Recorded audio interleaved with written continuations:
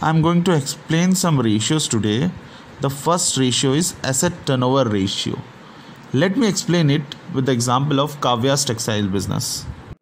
Hi Kavya, what about that business you are going to start? Oh, hello Tania. Actually, I was thinking of going to start a textile business. Great idea. So, you have all your designs ready for your first lot? Of course. I have ready plan for next 5 years and I am starting my business with an capital or assets of rupees 1 lakh.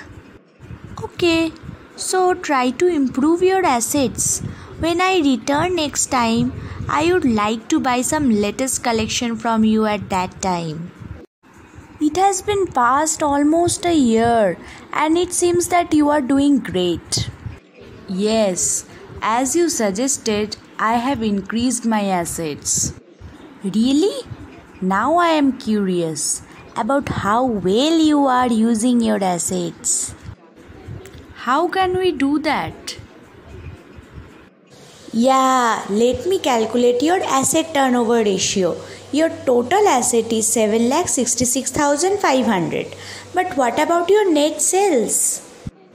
It is around rupees 16 lakh. Okay, so your asset turnover ratio is 16 lakh divided by 7,66,500, which is coming around 2.09. What does it mean? It means that for every rupee in your assets, you are generating 2.09 rupee. Oh, so is it good or bad? It is obviously good. You are making more than as much as your assets. Oh, that's great. Now show me some new collections of this year. I would like to buy some. We have understand the asset turnover ratio. But what is inventory turnover ratio, Guruji? The next ratio is inventory turnover ratio. Let me explain it with the example of Kavya's textile business. I am starting a textile business. I want to buy some raw material like cotton, jute, man-made fibers for making clothes. Oh, how much raw material do you need? Of about 76,000 rupees worth of raw material. Nice. Then your beginning inventory is rupees 76,000. Yes, you are right. Now I can start making. It has been an year since you last visited me. How is your textile business going on? It is going on. I have an inventory of 2,50,000 rupees. Oh, that's a huge amount. What about your average inventory? It is coming around 1,63,000 rupees. But I am curious about how well I am selling my clothes. Then let's calculate the inventory turnover and know how your business is doing. Okay, but how to calculate it? Your average inventory is rupees 1,63,000. The inventory turnover ratio is one which is sales divided by average inventory, which in your case is 16 lakh divided by 1,63,000, which comes around 9.82 times. Oh, then I am good with my business. Yes, you have nailed it. You are selling all your inventory during the year. It means that all the inventory is sold out.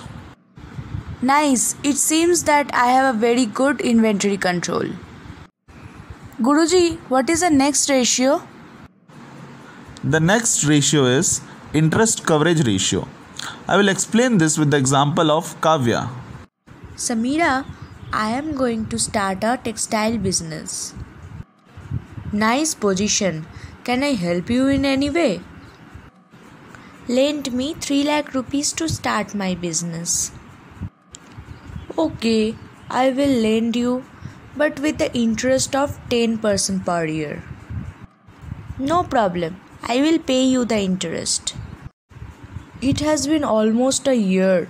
How are you and your company? Fine. I have to be sure so that I can pay you the interest from my current operating profit. Then make sure you can pay and let's calculate the interest coverage ratio. Sure, let us do that. Okay, what is your earning before interest and taxes? It is 1,96,500. So your interest coverage ratio is earnings before interest and taxes divided by interest expenses, which is 6.55. What does it mean? Can I pay you the interest back or not? Yes, Kavya, you can pay me back by 6.55 times with your current operating profit. Oh, thanks. I am happy now. Guruji, I have heard something called accounts payable and receivable turnover ratio. What was that? Good question. I will explain this with example of Kavya's textile business. How was your textile business going on, Kavya? As usual, but I am bothered about payables and receivables.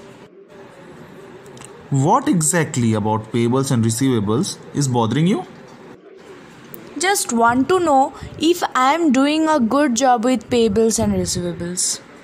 Let's just calculate the account payable and account receivable in days. Sure, let's do that. What is required to calculate all those? Tell me your net credit sales and net credit purchases. My net credit sales is 16 lakh rupees and my net credit purchases is 11 lakh rupees. What is your average account payables and average account receivables?